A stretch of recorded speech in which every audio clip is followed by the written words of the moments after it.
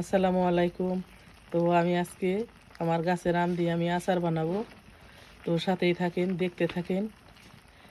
আমি আম এই যে মশলা দিয়ে দিছি, সব কষাইতেছি। এখন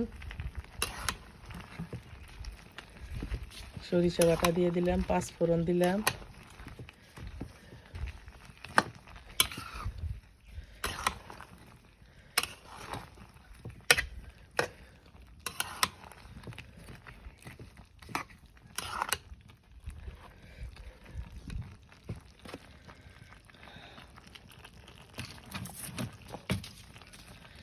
তো সাথেই থাকেন, দেখতে থাকেন আমার আমের আচার কীরকম হয়।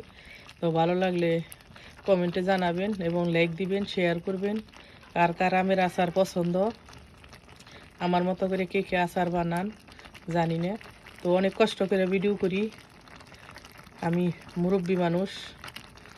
তো সবাই দয়া করে আমার ভিডিওতে লাইক দিবেন, সাপোর্ট করবেন, সাথে থাকবেন। আমি লাকড়ির চুলাই কষ্ট করে আমি আচার বানাইতেছি, দেখেন।